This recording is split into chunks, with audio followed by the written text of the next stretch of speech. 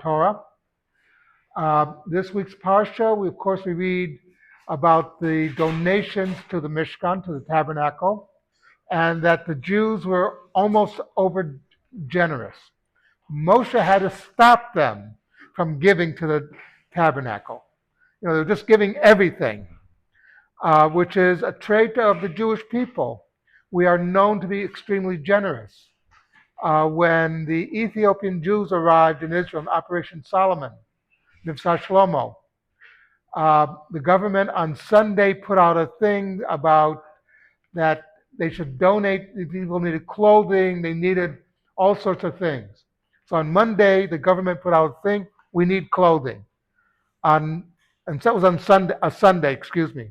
On Monday, they asked people, please stop giving. We have enough clothes to clothe 10 times the number of people that are arriving.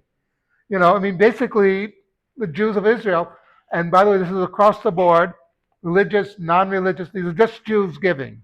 There are a lot of stories like this. But that's why also the Torah puts a limit on how much you give. You cannot give over 20% of your worth. So, and why is that? Because there are some people who would give away everything if you let them. A very famous story that I believe it was Tolstoy, who was from Russian nobility, and at one point he gave away all of his money. And what did it accomplish? Nothing. Just added one more poor person to the population, himself.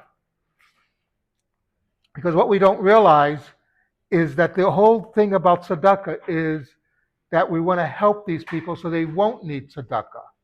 We don't want someone to be on tzedakah the rest of their life. According to the Rambam, the highest form of tzedakah is to give someone a job, and make him of value to society so he knows he's contributing. And that is the highest form of tzedakah, but that's why the Torah also places a limit as to how much you can give. Because otherwise, Jews, as we see from this week's Parsha, would have been giving way beyond their means.